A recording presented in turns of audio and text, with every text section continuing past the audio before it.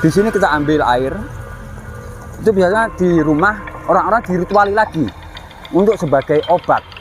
Dengan izin sosok beliau, ini sebenarnya ada orang menganggap bahwasanya beliau itu sesat. Karena apa? Mohon maaf saudaraku, ada beda pandangan ya. Kanjeng Ratu Pantai Selatan atau Nyai Roro Kidul atau Ratu Pantai Selatan dipercayai bisa menolong orang. Saya pernah mengalami kejadian mistik, yaitu penampakan sosok tinggi besar berwarna hijau. Nah, jadi semua agama rohnya di mana? Rohnya itu welas asih. Kalau bukan welas asih, berarti bukan agama itu namanya. Itu namanya doktrin.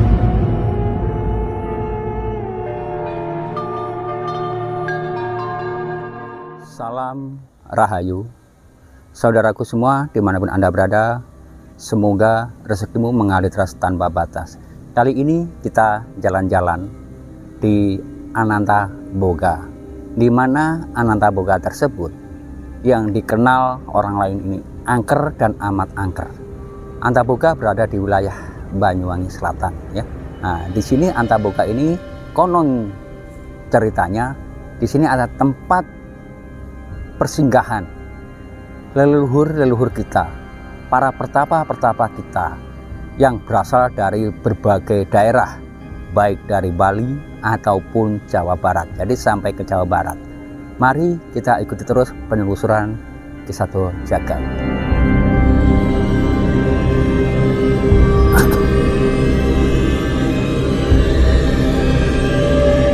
Di sini saudaraku, di sini adalah tempat persinggahan atau dulu pernah dibikin orang-orang bertapa untuk memecahkan suatu permasalahan yang konon katanya tentang masalah kerajaan-kerajaan yang berada di bumi Nusantara. Tempat kerajaan yang berada di bumi Blambangan dan kerajaan-kerajaan dari Doho, dari kerajaan Segalu. Pertapa-pertapa di sini memecahkan suatu permasalahan yang terjadi ontran-ontran kerajaan di bumi Nusantara. Pertapa ini biasanya itu ada di Alas Purwo. Nah, persinggahan di Alas Purwo ada yang dari barat, ada yang dari Bali, ya, dari kerajaan Segalu, Sunda Wiwitan, ada yang dari Prabu Siliwangi. Dan di sini tempatnya para leluhur pertapa untuk mencangkan suatu masalah. Nah, terus di sini adanya apa saja? Di sini ada berbagai 5 agama ya. Ada musola, ada kepercayaan, ada Hindu dan yang lain-lain. Sehingga yang saya jelaskan 5 agama berada di sini supaya apa? Untuk mencapai, mohon maaf Rahayu, untuk mencapai suatu persatuan, yaitu lambang Bhinneka Tunggal Ika. Ini era modern ya. Nah, sehingga ada patung Bunda Maria, ada patung Nyai Roro Kidul, ada musola, ada Dewi Andini ya. Nanti kita ke sana ya. Nah, dan di sini ada tempat untuk melukat. Nah, tempat untuk melukat juga ada ya. Rahayu. Nah, di sini kita mengisi daftar hadir. Sama amal untuk perawatan. Dari mana ini? Saya dari Karangsari, Karanganyar. Di tata cara di sini harus ikuti aturan. Masuk, kita mengadakan salam dulu, terus mengisi daftar hadir tamu ya. Nah, kita memutar ke kanan atau ke kiri ya, kita ke kiri dulu ya.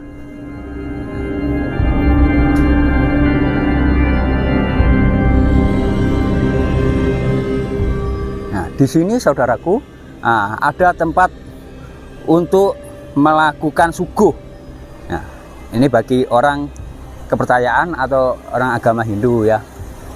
Yang macan putih sampai macan belang. biasanya kalau orang suguh kita menuju ke sini dulu. Nah, di sini itu ada Padma ya. Nah, tempat untuk kita melakukan sembahyang atau ritual bagi orang-orang yang beragama Hindu. Mari kita lanjut.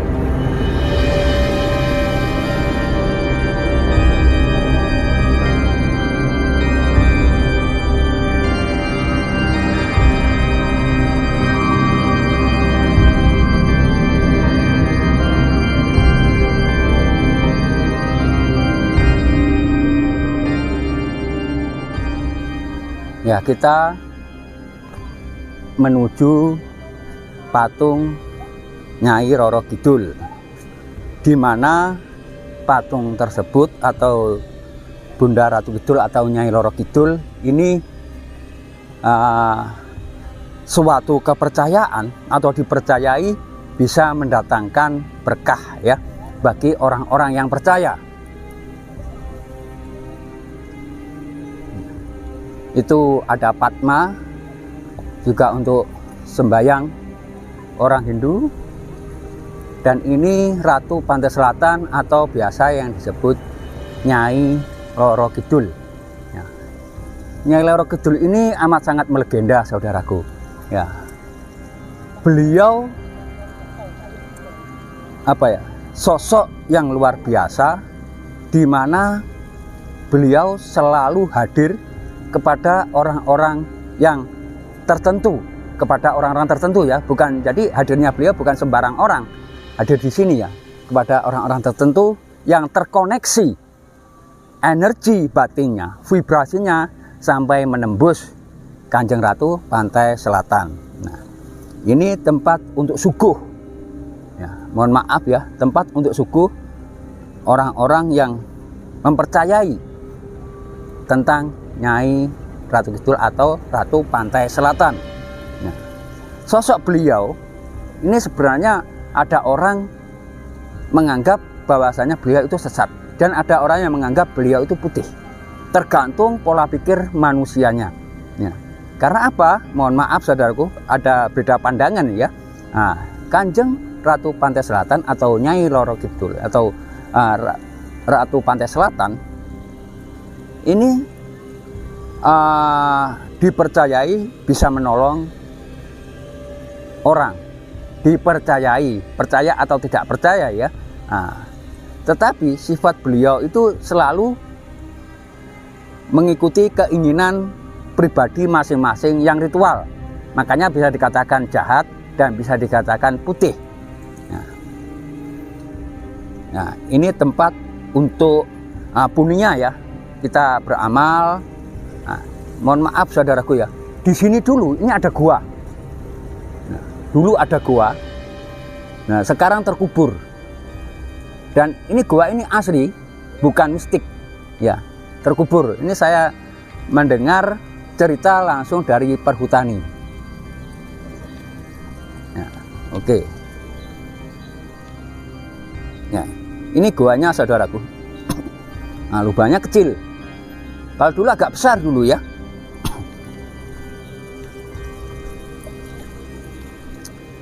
Ya. Ini dulu ada gua, entah ditutup atau bagaimana saya kurang paham. Saya mendengar cerita dari saudara saya yang orang spiritual, dan beliau juga perhutani di sini. Di sini ada gua, tetapi gua ini tertutup. Namanya Pak Parno. Beliau adalah tokoh Pamu, dan di sana dituakan atau pemimpin Pamu Purwoayu Mardi Utomo yang berpusat di Tojo. Itu saudaraku.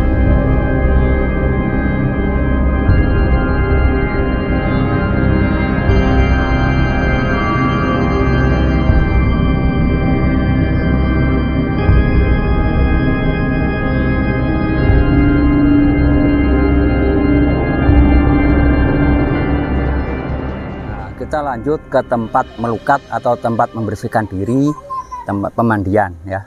Mari kita lanjut ke tempat melukat atau pemandian diri.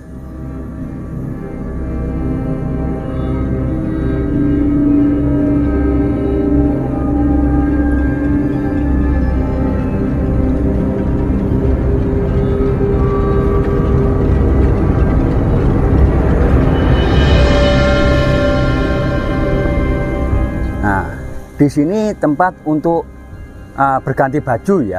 Nah, jadi pria wanita harus memakai baju warna kuning, sehelai kain berwarna kuning. Nah, contohnya ini saudaraku. Nah, baju ini bagi yang laki cukup diginikan. Nah, tetapi bagi wanita bisa diginikan atau terserah ya.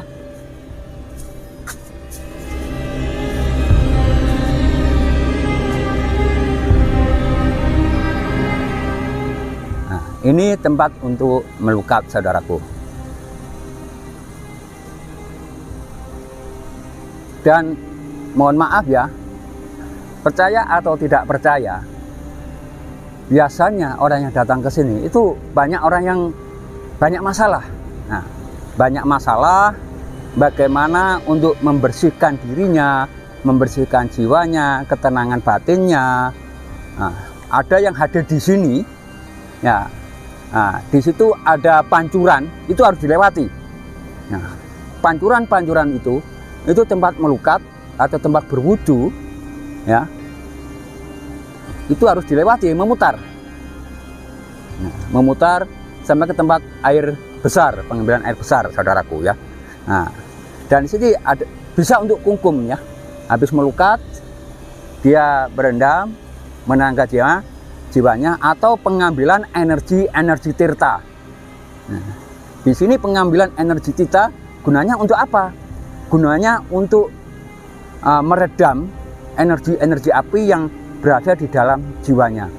Energi api itu apa? Energi api yang berada di dalam jiwanya itu adalah rasa sombong, rasa egosentrisnya muncul, ya.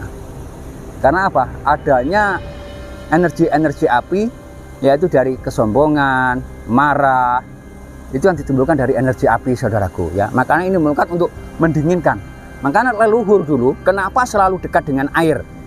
Nah, karena air kemanapun mengalir, dia akan memberikan yang dibutuhkan.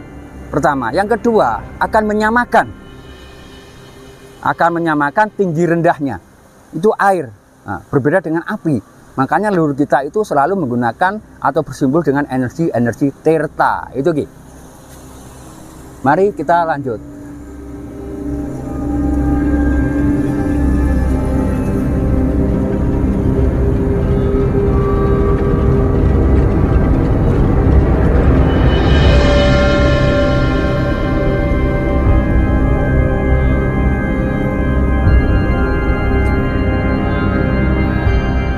Ya, di sini ini tempat untuk bermeditasi atau bermunajat bagi orang agama Hindu ya. Nah, di sana ada Dewi Gangga, ada patung Krishna dan ada patung, kalau tidak salah itu apa yang kayak gajah, itu patung apa namanya itu ya? Ganesha. Mari kita lanjut ke Dewi Andini atau apakah patung sapi itu ya.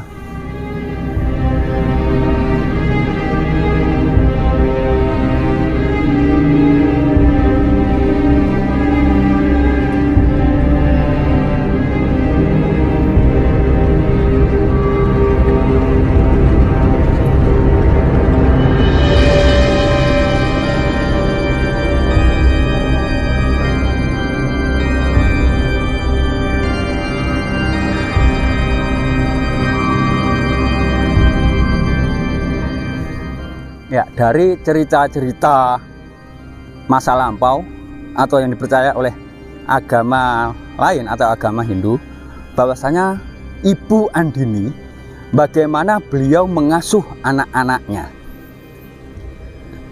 Mengasuh anak-anaknya dengan kasih sayang. Dia tidak mengharapkan imbalan sama sekali.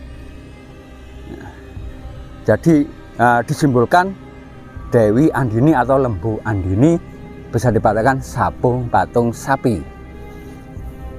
Nah, di situ saudaraku yang berwarna putih, ya, itu disimbolkan oleh Dewi Andini atau patung sapi, bisa dikatakan patung lembu ya. Itu di atasnya ada Padma, tempat pemujaan.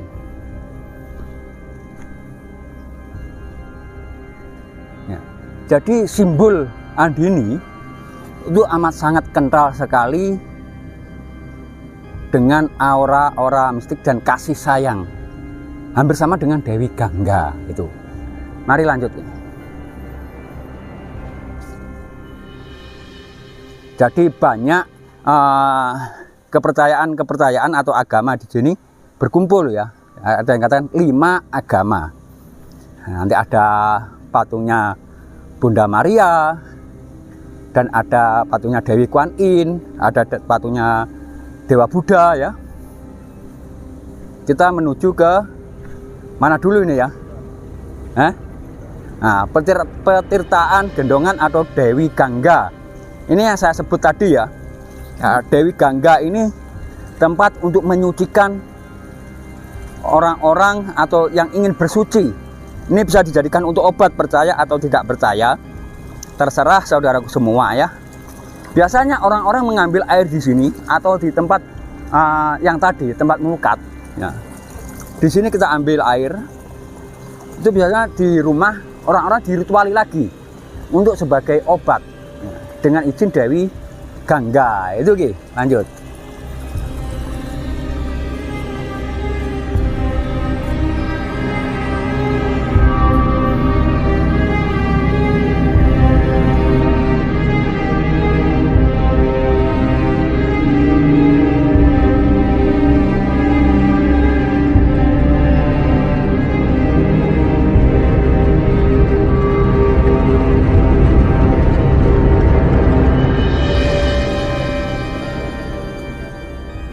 Dewi Kencana ya, ini ya, ini bisa dilihat ya, itu sama dengan yang berada di GWK ya, itu patung dewa.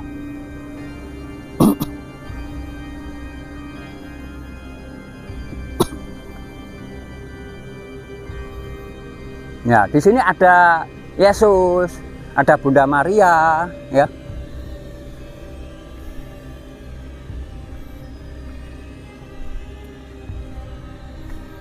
Nah, ini coba tebak saudaraku. Nah, ini patung apa? Di mana orang Nasrani ceritanya seperti apa? Mungkin ada yang paham ya, saudaraku. Ini namanya Bunda siapa ini? Ya mungkin netizen banyak yang paham. Nah, jelas ya gambarnya ya. Ini adalah simbol penderitaan. Nah, itu, mari kita lanjut.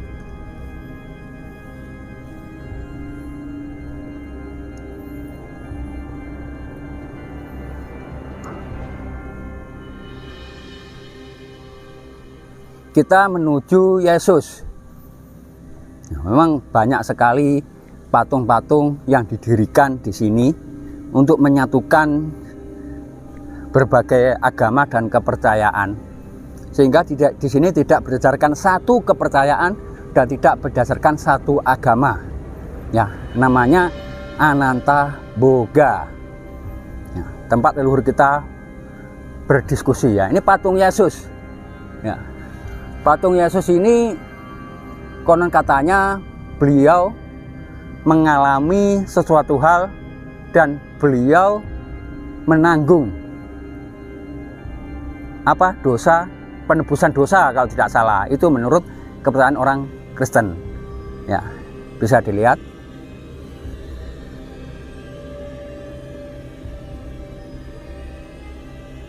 Ya. Nah, di sini patung Bunda Maria. Kayaknya hampir sama dengan yang tadi ya. Cuma mungkin antara Protestan dan Katolik, mungkin di situ bedanya.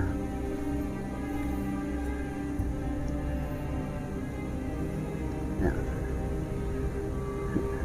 Di sini biasanya orang mengadakan salam Bunda Maria dan Roh Kudus. Ya. Bunda Maria dan Roh Kudus, saudaraku. Itu ada patungnya dari Meksiko. Wah, jauh sekali ya. Oke, kita turun.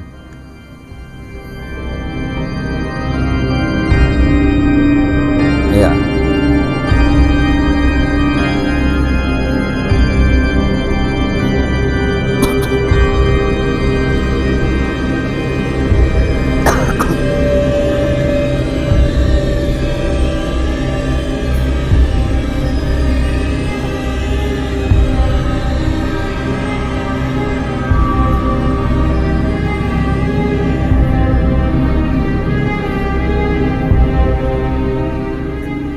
Nah, ini lagi ada Padma ya, Bunda Pertiwi.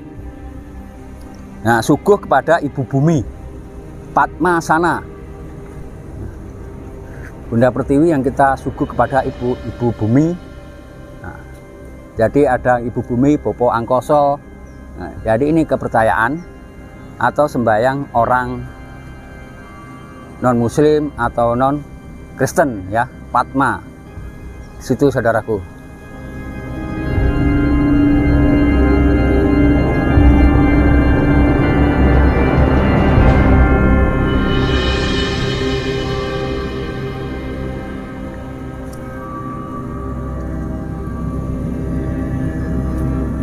Ya, next kita menuju patung Dewi Kuan Yin, di mana patung Dewi Kuan Yin ini dipercaya memberikan kesuburan kepada semesta. Ya, ini ada tulisannya Dewi Kuan Yin. Perwujudan Dewi Kuan Yin, di mana beliau memberikan kesuburan terhadap semesta, dan ceritanya ada di Sung Gokong. Itu bisa ya, kita lihat di Sung Gokong, memberikan pencerahan ya. Terus di sampingnya Dewi Kuan Yin ini biasanya ada patung Buddha. Nah, patung Buddha yang dimana sesosok penjaga semesta juga ya, Dewa Buddha, beda dengan Dewa Buddha atau apa. Nah, ini penjaga semesta, di mana keserakaan dan keangkaramurkaan akan dilenyapkan oleh beliau, patung Buddha yang dipercaya oleh agama Buddha. Ya, itu saudaraku. Jadi ada Dewi Kuan Yin, ada patung Buddha, ada Bunda Maria, ada Yesus, dan ada patung Andini. Dan ada lagi yang belum kita sebutkan, yaitu musola. Ya, di mana musola ini tempat orang Muslim untuk beribadah sesuai dengan kepercayaannya. Nah, tempatnya di sebelah selatan pohon beringin ini, saudara. Ini yang dipercaya sakral atau yang disakralkan ya, pohon beringin. Ini amat sangat tua sekali. Nah, ini ratusan tahun kalau tidak salah ini ya, amat sangat tua sekali. Dan saya pernah mengalami kejadian mistik, yaitu penampakan sosok tinggi besar berwarna hijau. Ya, beliau memakai mahkota, entah itu perwujudan siapa, saya kurang paham. Tetapi beliau, mungkin perwujudannya atau patung Buddha ini saya kurang paham ya. Cuma dia itu pakai mahkota dan kulitnya ini warna hijau, bajunya serba hijau, saudaraku. Nah, mari kita menuju ke musola. Jadi supaya runtut ya, di musola kita lihat, benarkah di sini ada tempat untuk sholat, tempat untuk sembahyang bagi umat Muslim. Di sini disediakan, saudaraku. Jadi lengkap. Ya, bukan hanya berdasarkan satu agama.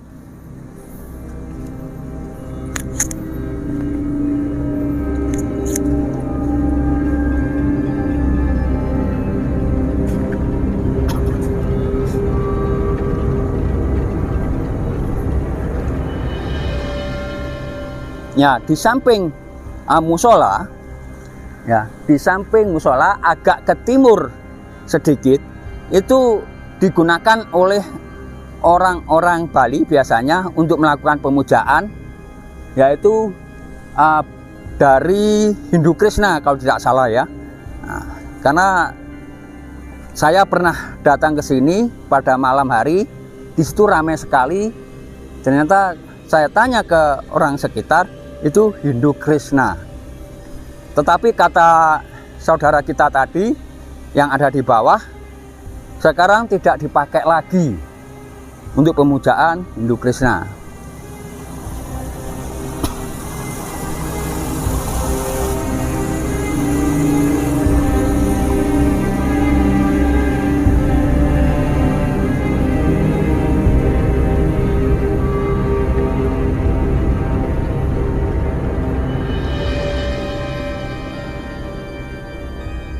Ya, ini pintu gerbang keluar.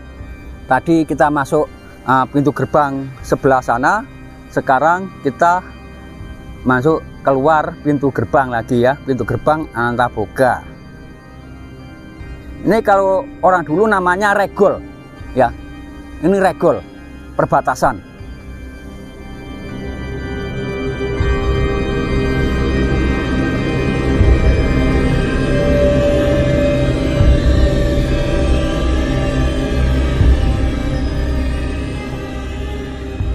Nah, di sini tempat umat Muslim bersembahyang. Nah, biasanya juga orang-orang spiritual yang hadir di sini setelah melakukan ritual atau sholat, ya, sholat hajat atau sholat istiqoroh. Di sini, saudaraku. Nah, di sini biasanya tempat orang-orang untuk melakukan istiqoroh, bermunajat kepada Allah. Jadi berbeda-beda ya, berbeda-beda agama tetapi tetap satu juga, yaitu dengan bingkai Bhinneka Tunggal Ika. Tidak saling menyalahkan, tetapi bagaimana kita manusia yang beragama itu mempunyai roh, yaitu roh suci, roh kudus. Nah, di dalam kitab suci Al-Quran, ya itu ada ya namanya suratul Fatihah. Itu dari berbagai ayat diringkas menjadi suratul Fatihah dan diringkas lagi menjadi bismillah, diringkas menjadi Rahman Rahim. Nah, jadi saling welas asih. Nah, jadi semua agama rohnya di mana? Rohnya itu welas asih. Kalau bukan welas asih berarti bukan agama itu namanya. Itu namanya doktrin. Ya, terima kasih saudaraku, mohon maaf beri maaf. Saya Satu Jagat, saya akhiri. Salam budaya, namo buddhaya. Om Santi Santi Santi Om. Rahayu Rahayu Rahayu Sagung ing dumadi. Wassalamualaikum warahmatullahi wabarakatuh.